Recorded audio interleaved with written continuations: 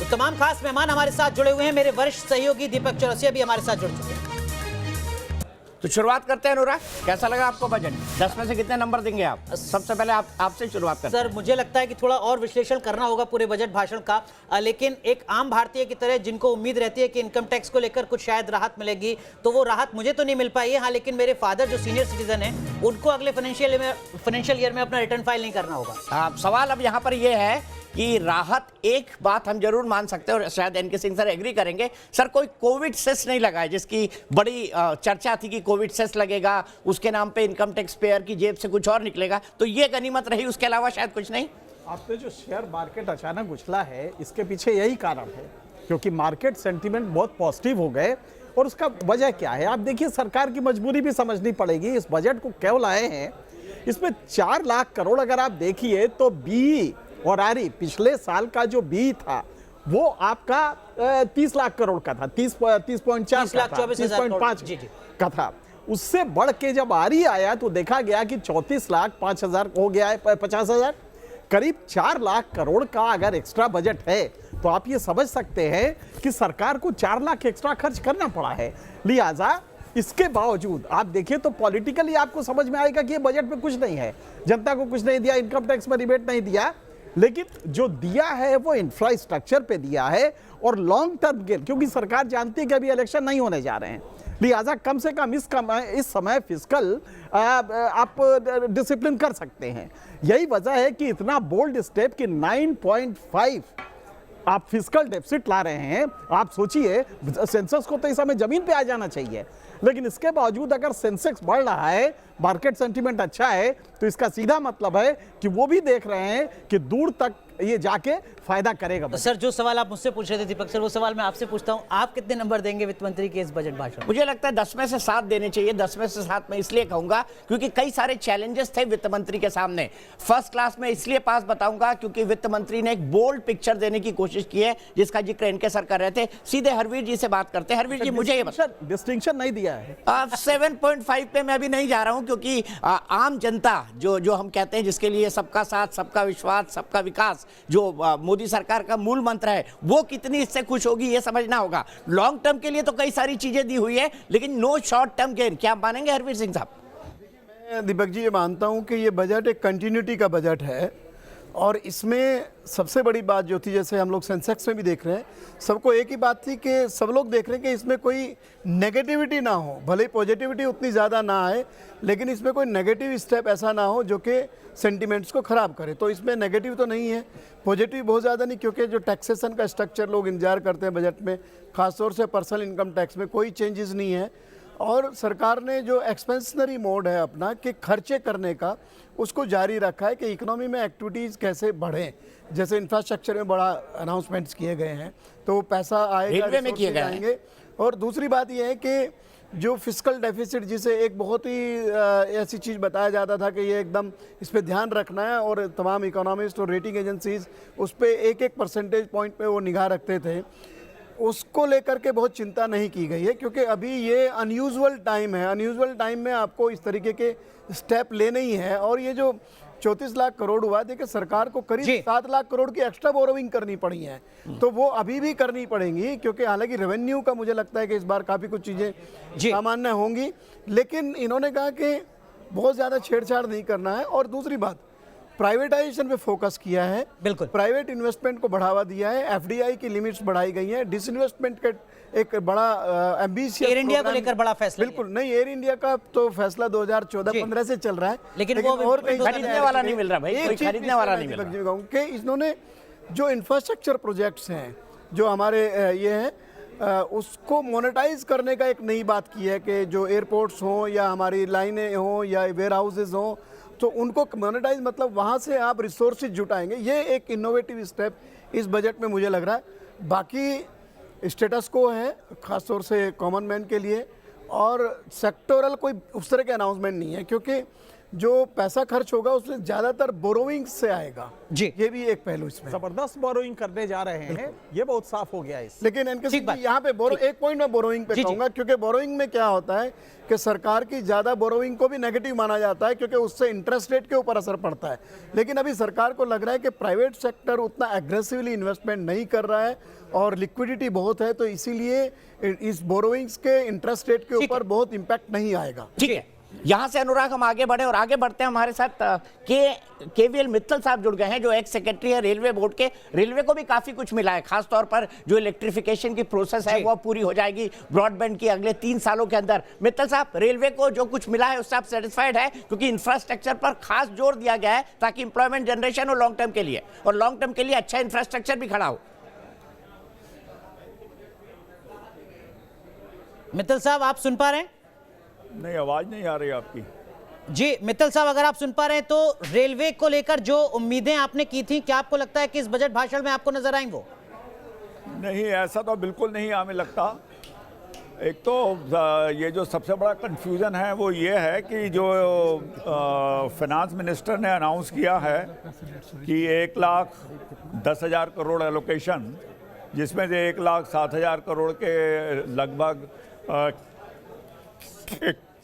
Capital expenditure पर। अभी जो इस साल है 2020-21 में 1,61,000 करोड़ उसके कैपिटल एक्सपेंडिचर पर है।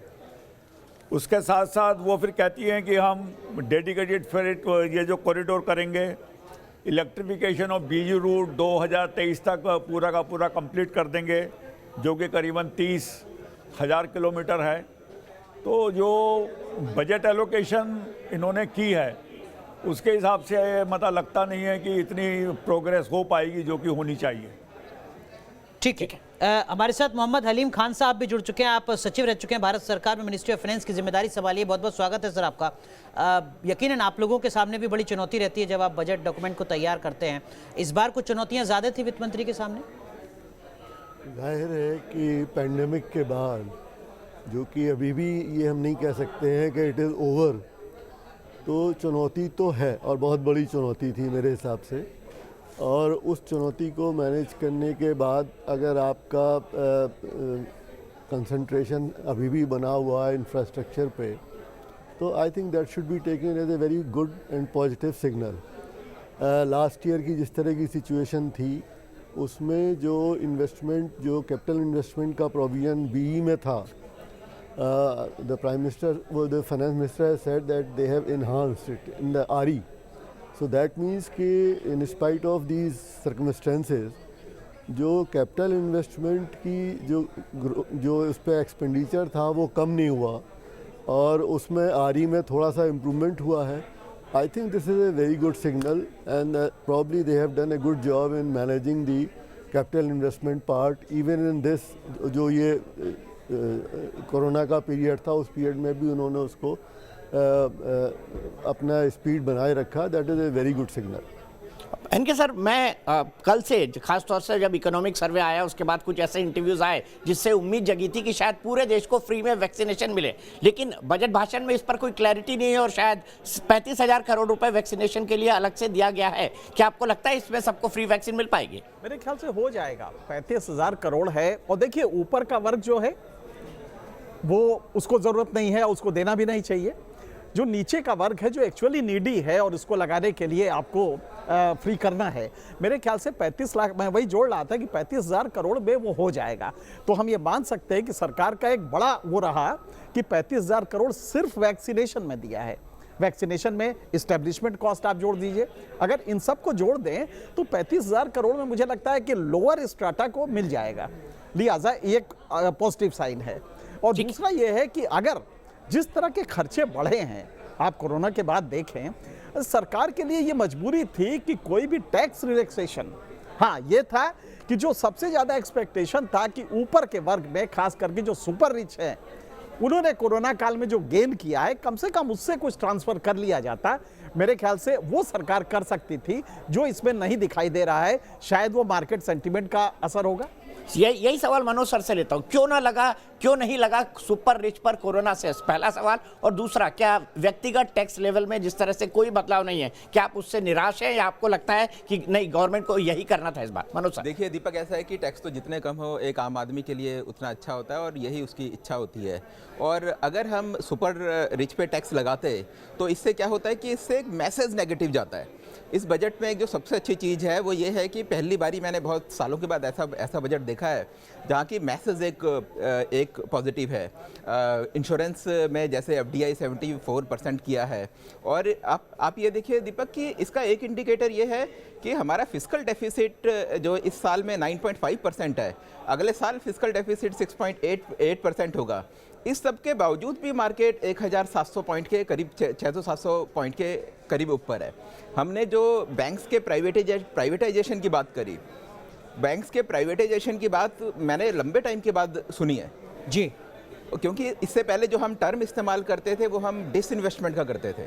तो प्राइवेटाइजेशन का मतलब आप सोचिएगा कि हम लोग आज की डेट में प्राइवेट इन्वेस्टमेंट को अट्रैक्ट करने के लिए हम लोग हर कुछ सब चीज़ें करने को तैयार हैं। तो कम से कम ये मैसेज देने की कोशिश की गई है और यही कारण है कि स्टॉक मार्केट भी ऊपर हैं और यही कारण है कि सुपर रिच पे जो सेस नहीं लगाया, मेरे ख्याल से एक डिसीजन बहुत अच्छा डिसीजन है वो। एनके सर, अगर हेल्थ सेक्टर का जो बजट है सर वो 137% तकरीबन बढ़ाया जाता है, ये वो ऐलान जिसकी उम्मीद पूरा देश कर रहा था और शायद एक मजबूरी भी जो स्थिति हमने फेस की उसके बाद लगा कि शायद आने वाले समय में तैयारी की बहुत जरूरत है। एक चीज और है कि भारत 189 देशों में 189 देश में 179th पोजीशन पे है हेल्थ में खर्च करने में। तो जाहिर है कि आपको हेल्थ में बहुत दिनों से ये नहीं हुआ है, जिससे आपका हेल्थ स्ट्रक्चर बिल्कुल खराब हो गया है। नतीजा ये हुआ है कि आज आपको 2 लाख से ऊपर जाना पड़ा है। और आप ध्यान रखिएगा कि इकोनॉमिक सर्वे में बहुत क्लियर था कि भाई इस समय जो आप 1% खर्च कर रहे हैं जीडीपी का, इसको किसी तरह से 2.5 से 3% ले जाइए। आपका वादा भी था 2017 में जब आपने स्वास्थ्य बीमा वो स्वास्थ्य वाला वो शुरू किया, स्वास्थ्य मिशन, नेशनल स्वास्थ्य मिशन में आपने पार्लियामेंट के फ्लोर पे कमिट किया था कि हम 2.5 जीडीपी का ले जाएंगे। हालांकि वो घट के 1.3 और इससे नीचे आ गया। तो इस समय उसको बढ़ाना बेहद समय से समयोचित था और ये करना बिल्कुल जरूरी था। मेरे ख्याल से ये भी एक कारण है। देखने में नहीं आएगा, पब्लिक में इसमें मैसेज नहीं जाएगा, लेकिन सरकार की नीयत बहुत अच्छी है कि कम से कम हेल्थ सेक्टर को और उसका इंफ्रास्ट्रक्चर बढ़ा रहे हैं। ब्लॉक के लेवल तक आपका जो प्राइमरी और सेकेंडरी है हेल्थ सर्विस, उसको ये मजबूत करने जा रहे हैं, जो कि एक अपने आप में पॉजिटिव है। मनोज सर, जो अफोर्डेबल, सर माफ कीजिएगा, अफोर्डेबल जो हाउसिंग है उस पर जो छूट मिलती है 1.5 लाख रुपए की, वो अगले साल भी जारी रहेगी, इस तरीके का ऐलान वित्त मंत्री ने किया है। रियल एस्टेट के लिहाज से एक बड़ा फैसला आपको लगता है क्या? हाँ, रियल एस्टेट के हिसाब से ये एक बहुत बड़ा फैसला है और शायद यही रीज़न है कि HDFC के शेयर भी आज 5% से ज़्यादा ऊपर हैं।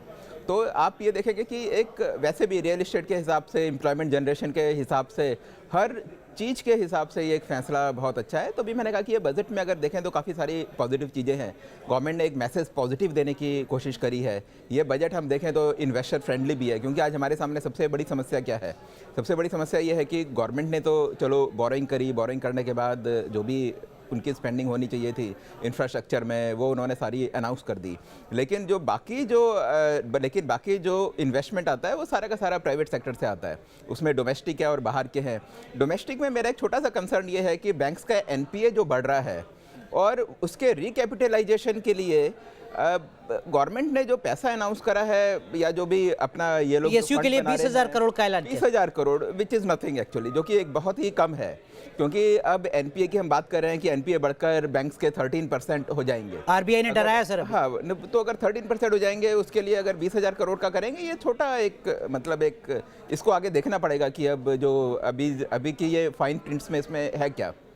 मैं अब तो सॉरी आप नहीं बोलिए। मैं समझना चाहता था, एक आम आदमी के 3 मेजर कंसर्न होते हैं, रोटी, कपड़ा और मकान। क्या आम आदमी का रोटी, कपड़ा, मकान इस बजट के बाद दाम बढ़ेंगे, दाम कम होंगे या स्टेटस को बना रहेगा? आपको क्या लगता है, आपका विश्लेषण क्या कहता है? दीपक, मेरे को ये लगता है कि देखिए, जो पेंडेमिक का सबसे बड़ा असर क्या था?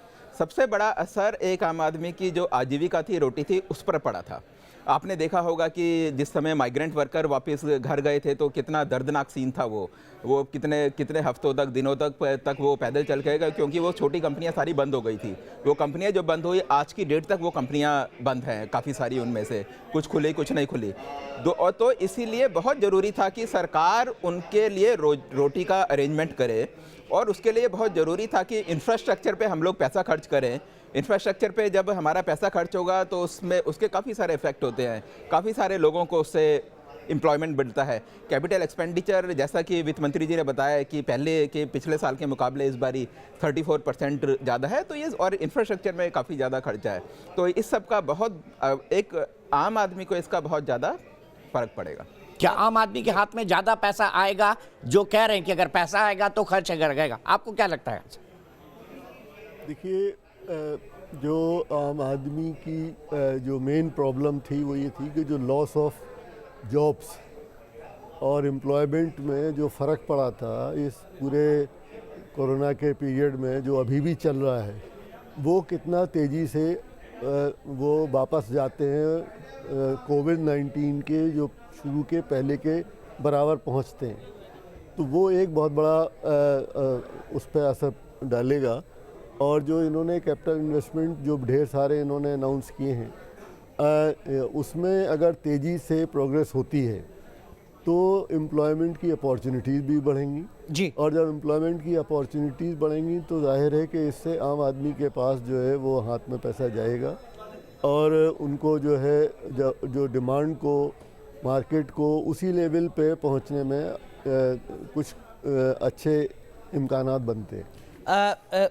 इनके सर, विनिवेश का जो लक्ष्य है सरकार ने वो रखा है तकरीबन 2.25 लाख करोड़ का। हालांकि जैसा हम शुरुआत पे चर्चा कर रहे थे, मनोज सर बता रहे थे कि जो लक्ष्य है वो इस साल तो हम हासिल नहीं कर पाए, 15 से 20 हज़ार करोड़ रुपए हम जुटा पाए। लेकिन क्या आपको लगता है कि ये लक्ष्य व्यवहारिक है, इसको हासिल कर सकते हैं, काम कुछ करना होगा और ज़रूरत भी है?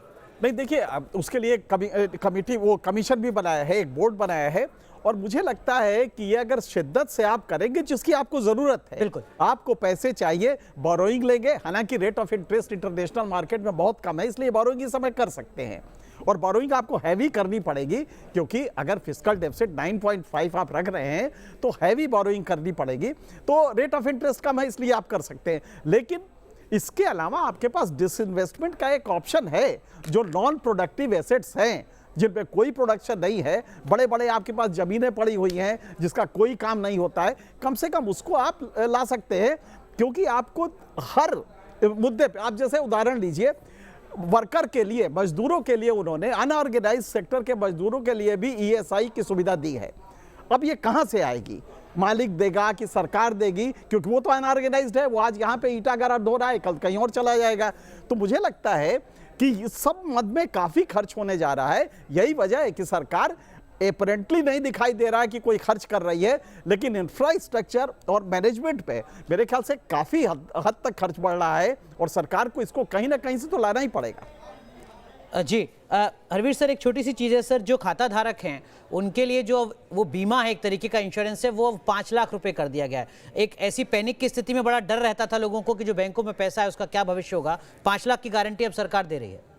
अनुराग, एक्चुअली ये जो डिपॉजिट इंश्योरेंस जो है वो पिछली बार 5 लाख किया गया था 1 लाख से, तो उसको उन्होंने दोहराया कि हमने, क्योंकि उस काफ़ी बरसों के बाद वो 1 लाख तक रुका हुआ था और पीछे कुछ बैंक्स फेल हुए थे, जो जिससे लोगों की चिंताएं बहुत बड़ी थी। वो एक बहुत बड़ा रिलीफ के रूप में आया था, बिकॉज 1 लाख रकम बहुत छोटी होती है, बहुत सारे लोग डिपॉजिटर्स होते हैं, तो 5 लाख कम से कम एक रीज़नेबल ये है, और दुनिया भर में वो काफ़ी बड़ा है। हम लोगों ने काफ़ी टाइम तक, बरसों तक उसमें कोई चेंज नहीं किया था, तो उसको उन्होंने दोहराया कि हमने ये उसके लिए जो डिपॉजिटर्स हैं उनका एक, क्योंकि वो क्रेडिट गारंटी और उसके थ्रू उसमें किया गया है, इंश्योरेंस के थ्रू। एक तो इसमें ये ऐड कर दें, जी, एक इसमें ऐड कर दें कि लगातार डिमांड हो रही है कि जो 2 रुपए किलो आप अनाज दे रहे हैं सब्सिडाइज्ड, ये रेट आपका 8 साल पुराना है, इसको आप रिवाइज कीजिए, क्योंकि 2 रुपए किलो बहुत कम होता है, और इसको आप ऊपर ले जाइए। सरकार ने वो भी नहीं किया है, जबकि उसको करना 8 साल पुराना रेट जो है, आप उसके हिसाब से कम इस समय इसको आप 10 रुपए किलो कर सकते थे, लेकिन आप वो नहीं कर रहे हैं। मेरे ख्याल से सरकार की संजीदगी जो मैसेज में नहीं जा रहा, पॉलिटिकल एक्यूमेन नहीं है, पॉलिटिकल होशियारी नहीं की है, लेकिन जनता को जो फायदा है, अगर आज भी 2021 में इतने बड़े पेंडेमिक के बाद ₹2 किलो 35 किलो अनाज मिल रहा है, तो ये अपने आप में क्रेडिट की चीज है। मैं एक चीज और समझना चाहूंगा सर, कार हम सब चलाते हैं। वित्त मंत्री ने आज स्क्रैप की बात की, उन्होंने कहा कि पुरानी कारों को स्क्रैप किया जाएगा, इससे प्रदूषण में कंट्रोल होगा। साथ ही साथ उन्होंने कहा ऑटोमेटेड फिटनेस सेंटर बनाए जाएंगे, निजी गाड़ी को 20 साल बाद आपको स्क्रैप सेंटर या उस पर देना होगा। इसका क्या संकेत निकाले, क्यों प्रदूषण के मद्देनजर ये एक विशेष पहल है, या आप कहेंगे कि आप 20 साल पुरानी कारें सड़क पर नहीं दिखाई देंगे? देखिए दीपक, ये इसका जो सिग्निफिकेंस है, नेचुरली हम लोग कोशिश कर रहे हैं कि 15 साल से पुरानी गाड़ियां सड़क पे ना आएँ, और उसके लिए उसका जो रजिस्ट्रेशन है शहरों में, दिल्ली जैसे शहरों में तो होता भी नहीं है। और दूसरी आपको ध्यान होगा कि पहले गवर्नमेंट का जो एम था वो ये था कि पेट्रोल की सारी गाड़ियां बंद हो जाएं और धीरे धीरे करके हम इलेक्ट्रिक व्हीकल्स में शिफ्ट करें, क्योंकि पॉल्यूशन एक बहुत बड़ा कंसर्न था। लेकिन फिर ऑटो इंडस्ट्री की तरफ से जब प्रेशर आया तो फिर सरकार को अपनी वो पॉलिसी चेंज करनी पड़ी, जो उसका टारगेट रखा था कि ये पर्टिकुलर डेडलाइन है, तो उस डेडलाइन तक हम लोग इलेक्ट्रिक व्हीकल में शिफ्ट करेंगे। वो तो सारी की सारी चीज़ें अब ख़त्म हो गई हैं।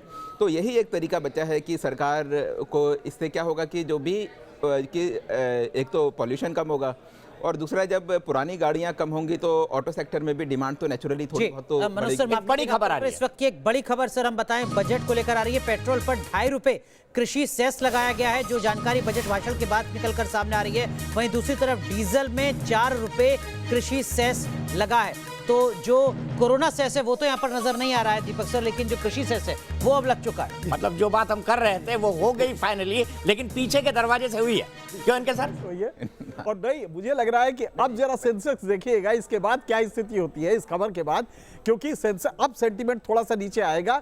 क्योंकि अगर आप पेट्रोल पे लगा रहे हैं, डीजल पे लगा रहे हैं, तो आपके प्राइसेस बढ़ेंगे, सभी चीजों के सामान के जरूरी सामान के कीमत बढ़ेगी, तो इसके मतलब इन्फ्लेशनरी ट्रेंड और आगे बढ़ेगा। ये मेरे ख्याल से इसका होगा, लेकिन सरकार को ये करना पड़ेगा, ये मजबूरी है आपको, क्योंकि मैं कहीं से भी नहीं देख रहा था कि आप रेवेन्यू मॉप अप करेंगे कैसे। तो कम से कम ये सेस वाला आया है। हरवीर सर आपसे सहमत नहीं? मैं बिल्कुल सहमत नहीं हूँ। कृषि एक चीज और समझना चाहूंगा आपसे, एक सप्लीमेंट्री। कृषि सेस का क्या मतलब? नाराज किसानों के जेब में और पैसा देने की कोशिश? कह रहा हूँ, या तो आपने ये पैसा क्या कृषि के लिए लगेगा, मैं अब इसमें पैंच देख रहा हूँ। ये है कि फाइनेंस मिनिस्टर ने एक अनाउंसमेंट किया है कि जो एफसीआई को ऑफ बजट जो उसका खर्चा होता है प्रोक्योरमेंट का, जो उसको कर्जा लेना होता है, वो बजट से आएगा। मुझे लग रहा है ये रिसोर्सेज जुटा करके, क्योंकि वो है एक तरीके की सब्सिडी, फूड सब्सिडी है। अब उसको अगर आप बजट में दिखाएंगे, उसके लिए आपको रिसोर्सेज जुटाने पड़ेंगे। तो ये इनडायरेक्टली इस तरीके से होगा कि हम एमएसपी पे खरीद करते हैं, उस पर खर्चा होता है, इसलिए कृषि सेस है। लेकिन एक चीज़ का नेगेटिव पॉइंट ये है, डीजल के दाम इससे और ज़्यादा बढ़ जाएंगे। अभी भी जो एक्स रिफाइनरी जो प्राइस है पेट्रोल डीजल की, उसके मुकाबले इसमें बहुत बड़ा हिस्सा टैक्सेस का होगा, पेट्रोल का भी डीजल का भी। और जैसे आपने कहा कि इसका एक साइक्लिक इफेक्ट होता है, क्योंकि डीजल जो है वो एक तरीके बहुत बड़ा एनर्जी रिसोर्स है, वो एग्रीकल्चर में भी, नॉन एग्रीकल्चर ट्रांसपोर्टेशन में इसका इम्पैक्ट जाएगा, और पेट्रोल का कॉमन मैन पे जाएगा। जो हम लोग कह रहे थे कि जेब में अभी बढ़ाना है पैसा कुछ खर्च करने के लिए, बढ़ाया तो नहीं, लेकिन उसका ये घटा दिया, और हम लोग टैक्सेशन के मामले में पेट्रोलियम प्रोडक्ट्स के नए रिकॉर्ड बनाते जा रहे हैं। मनोज सर, क्या महीने का बजट बिगड़ने जा रहा है? क्या महंगाई बढ़ने जा रही है? ये देखिए, इसका इम्पैक्ट तो पड़ेगा ही पड़ेगा, इसमें तो कोई डाउट ही नहीं है। और किसी भी नाम से ये हो, चाहे ये कृषि सेस है, ये एक आम आदमी के ऊपर ही इसका जो भी बोझ है वो होगा। और ये दीपक, ये कोई पीछे का दरवाजा नहीं है, एक्चुअली बजट का ही पार्ट है, और उन्होंने स्पीच में नहीं बोला, बस वही मेरा मतलब था। पीछे के दरवाजे का मेरा मतलब यही है, क्योंकि अगर वो ये बोलते तो सदन के अंदर जरूर हल्ला मचता, सदन के अंदर विपक्षी सांसद चिल्लाते, क्योंकि आज ही क्रिटिसिज्म इस बात के लिए हो रहा था कितनी कीमत बढ़ी हुई है पेट्रोल और डीजल की। स्पीच में कहीं नहीं नजर आया, जबकि एक वाइटल पॉइंट था। तो अभी ऐसा ना हो कि आगे कुछ निकल के और चीजें बिल्कुल ये नहीं, जब जिस समय उनकी स्पीच थी तो उसमें हमें हमारी जो इकोनॉमिक्स को हम समझने की कोशिश कर रहे थे, उसमें थोड़ा ही हमें जो दिक्कत हो रही थी, वो अब धीरे धीरे करके जैसे उसकी जो बारीकियां सामने आएंगी, उसमें हो सकता है कि अभी और भी सरप्राइजेस हों। का प्लस पॉइंट ये है कि चूंकि एग्रीकल्चर सेस है, तो सेस पहला तो होता है कि ये स्टेट्स में डिस्ट्रीब्यूट नहीं होता, ठीक बात। केंद्र के पास अपना रहता है। दूसरा, अगर आपने एक पर्टिकुलर पर्पस के लिए किया है सेस, तो वो उसी पर्पस में खर्च होता है। बिल्कुल, ये कम से कम अच्छी बात है कि किसानों तक अच्छी पैसा बात है जाएगा। कि किसान लेकिन हलीम सर, इसी में बहुत खर्च संक्षेप में होगा। सर दर्शकों के लिए, क्या ये जो इजाफा है ये इसी वक्त से लागू हो चुका है या ये 1 अप्रैल 2021 से लागू नहीं होगा? नहीं, Mix ये, up हो जाए। चलिए हलीम साहब से हलीम सर, नहीं, अब नॉर्मली तो जब अनाउंस हो जाता है तो उसके बाद से लागू हो जाना चाहिए। इस वक्त लागू हो चुका है। रात 12 बजे, रात 12 बजे। बट अल्टीमेटली जो जैसा आप कह रहे हैं कि फाइन प्रिंट्स में क्या इन्विसाज किया गया है उस पर डिपेंड करेगा। बट इसका एक जो बेनिफिट जो मुझे नज़र आता है वो ये है कि बहुत दिनों से जो इन्वायरमेंटलिस्ट जो बहुत कहा करते थे कि हिंदुस्तान में डीजल और पेट्रोल की प्राइसेस में जो डिफरेंशियल है उसके अपने डिस्टॉर्शंस हैं, लॉन्ग टर्म डिस्टॉर्शंस रहे हैं। और ये जो इन्होंने सेस का जो डिफरेंशियल रखा है, इससे मुझे लगता है कि पेट्रोल और डीजल की प्राइसेस में जो डिफरेंस था वो और कम हो जाएगा। And in the long term और इन्वायरमेंट के पॉइंट ऑफ व्यू से अगर देखा जाए तो मेरे ख्याल से this has got a positive element also. Number 2, ये एग्रीकल्चर सेस है, तो जैसे कि बजट स्पीच में बड़े ज़ोर से फाइनेंस मिनिस्टर ने कहा कि उन्होंने हेल्थ का बजट 137 गुना बढ़ा दिया, तो एग्रीकल्चर के बारे में ऐसा कोई स्टेटमेंट तो नहीं आया था। बट इसके आने के बाद एक आसानी से माना जा सकता है कि एग्रीकल्चर सेक्टर को एक डेडिकेटेड अमाउंट और अच्छी खासी अमाउंट जो बजट जो टैक्सेस की बॉयंसी पे नहीं डिपेंड करेगी, बल्कि जो पेट्रोलियम प्रोडक्ट्स की कंजम्पशन की जो इनइलास्टिसिटी है उसकी वजह से ये अमाउंट जो है वो निश्चित रूप से एग्रीकल्चर को अवेलेबल हो जाएगा। तो ये एक तरह से एक पॉजिटिव फीलर एग्रीकल्चर सेक्टर को देने की एक कोशिश है। अगर एग्रीकल्चर सेक्टर की बात की जाए तो मोस्टली डीजल पे डिपेंडेंट होता है। कांग्रेस बार बार आरोप लगाती रही है सरकार पे कि आपने जो एग्रीकल्चर का कॉस्ट है उसको कई फोल्ड बढ़ा दिया है, क्योंकि डीजल की प्राइसेस आपने लगातार बढ़ाई है 2014 के कंपैरिजन में। आपको क्या लगता है, ये एक हाथ से लेना और दूसरे हाथ से देना होगा अगर एमएसपी पर इसकी खरीद होती है तो? देखिए दीपक जी, पहले तो अभी दिया क्या है वो सामने आए। सरकार एमएसपी की व्यवस्था चला रही है। पहले तो हमें ये देखना है कि जो अभी 3-4 कमोडिटी में तो खरीद होती है, 23 का अनाउंस होता है, क्या वो सारा दायरा बढ़ाया जाएगा। और एमएसपी पे खरीद का मतलब ये नहीं है कि सरकार को घाटा होता है, कई बार उसको प्रॉफिट भी होता है क्योंकि वो खरीद के उसको बेचते हैं, सारा अपने पास नहीं रखते। खाद्यान्न को अगर हम छोड़ दें, ज़्यादातर का वो सेल ही करते हैं। और अभी कॉटन में काफ़ी अच्छा खासा profit cotton corporation of India को होने वाला है। लेकिन जो डीजल का दाम बढ़ा है, एक चीज़ मानिए कि पिछले 1-1.5 साल में अगर हम आज का लगाएंगे, अभी तो ये सेस बढ़ा है, उसके ऊपर ओवरऑल जब इम्पैक्ट आएगा तो आप देखिए कि 15 से 20 रुपया लीटर बढ़ गया है। और अभी भी हमारा जो एग्रीकल्चर का इरिगेशन है वो बहुत बड़ा डिपेंडेंट है डीजल के ऊपर। इरिगेशन, प्लोइंग, ट्रांसपोर्टेशन, तो वो एक बड़ा खर्चा किसानों के ऊपर पड़ेगा और बाकी जो सेक्टर्स हैं उनके ऊपर तो पड़ेगा ही पड़ेगा। तो मेरे ख्याल से एक तो इसी बात को लेकर के बहुत टाइम से क्रिटिसिज्म हो रहा है कि हम लोग जो इंटरनेशनल मार्केट में क्रूड के दाम इतने कम हुए, उसको हमने पास ऑन करने के बजाय हम टैक्स उसके ऊपर बढ़ाते चले गए। अगर आप ध्यान दो कि जब हम बजट की डिस्कशन के पहले, फाइनेंस मिनिस्टर के प्रेजेंटेशन के पहले क्या चर्चा थी कि डीजल पेट्रोल पे एक्साइज घटेगी, जी, तो दाम कम हो सकते हैं। ये था और ये गया उसका एकदम कंट्रास्ट। तो अब उसमें अगर बिल्कुल, और इसका एक इन्फ्लेशनरी प्रेशर भी है, भले ही अभी हमारा जो इन्फ्लेशन है वो टारगेट के अंदर है जी। तो मुझे ऐसा नहीं लगता कि ये जो अगर एग्रीकल्चर को, एक तो हमने बहुत ज़्यादा, अगर हम एनिमल हस्बेंड्री, फिशरीज को अगर छोड़ दें, डेयरी सेक्टर को, उसका एलोकेशन बढ़ाया है, कोई बहुत बड़ा अनाउंसमेंट बजट में उस तरह से नहीं है। ठीक है, लेकिन ये अभी कोई नहीं कहेगा कि किसान, अभी क्या है कि हम लोग सब बात कर रहे हैं कि एग्रीकल्चर सेस लगाया, तो एक इससे नैरेटिव ये है कि एग्रीकल्चर के लिए पैसा इकट्ठा करने के लिए टैक्स लगाया जी, तो जो कि उसको दिया जाएगा। अब लेट अस सी के बाकी बिल्कुल आगे क्या होता है।